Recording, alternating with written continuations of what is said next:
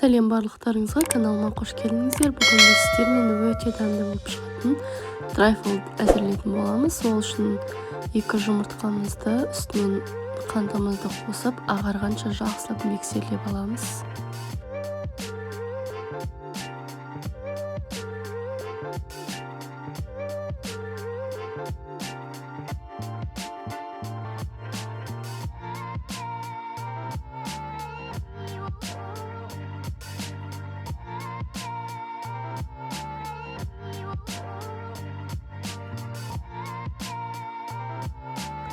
Неге осылай ағарып шығуы керек. Енді оған алдын ала дайындап қойған сүтімізді, одан соң сұйық майымызды құямыз.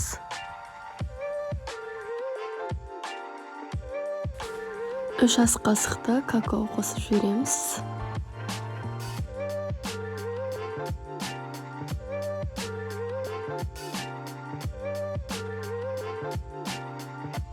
Одан соң разрыхлителімізді қосып аламыз. Енді жақсылап барлығын бөтелкі болғанша миксерлеп аламыз.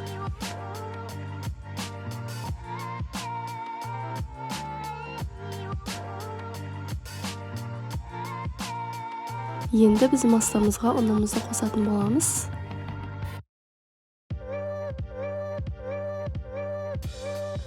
Енді барлығын тағы да бір келкетіп миксерлеп шығатын боламыз. Неге осындай қою масса шығу керек. Енді осы массамыздың үстіне қайнап тұрған суымызды қосамыз. Міндетті түрде қайнаған су болу қажет. Неге біздің коржымыздың массасы дайын, осындай сұйықтау болады. Енді оны қызып тұрған духовкада 180 градуста пісіріп алатын боламыз. Неге бізде пісіп шықты. Осылай тексеріп көрсеңіздер болады піскен, піспегендігін. Және оны майда етіп осылай бөліп шығамыз қолмен. Одан соң біз крем жасайтын боламыз. Оған творожный сыр. Мен осындай түрін пайдаландым.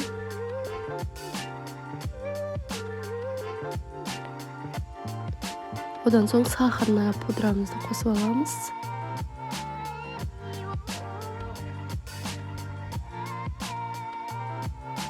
Неге менде сахарная пудра 150 грамм.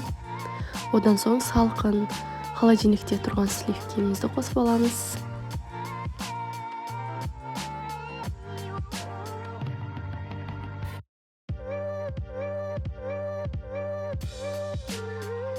Енді барлығын миксердің көмегімен осылай араластырып шығамыз. Басында сұйықтау масса болуы мүмкін. Сіздер қорықпаңыздар, оны миксерлеген сайын осылай қоюлана түседі. Неге бізде креміміз дайын.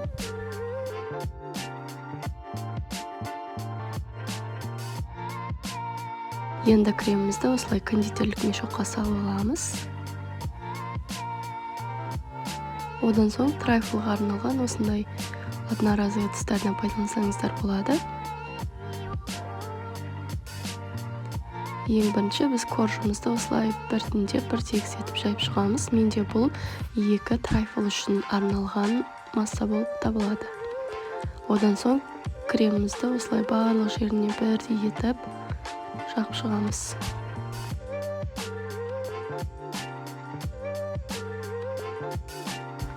Одан соң қасықтың көмегімен осылай тегістеп жіберсеңіздер болады.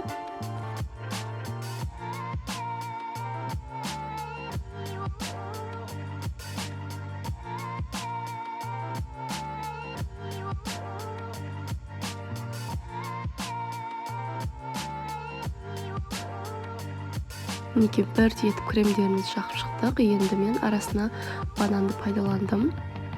Сіздер басқа қалағандай жемістерді пайдалансаңыздар болады.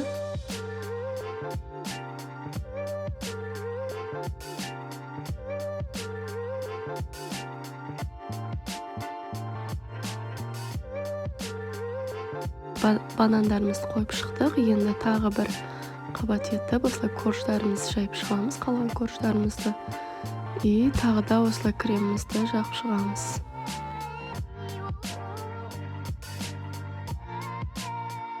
Бізде ең соңғы этап, осылай глазурымызды дайындап аламыз алдын ала.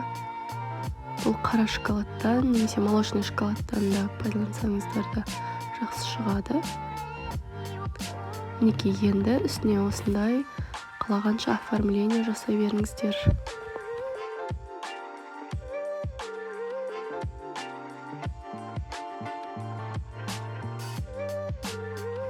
Бұл өте жұмсақ, дәмді және оңай дайын болатын трайфлдың түрі, және де бұл бір жасағаннан әдемі болып шығады. Оны біз холодильникке қойып аламыз, бетінде глазуры қатығанша.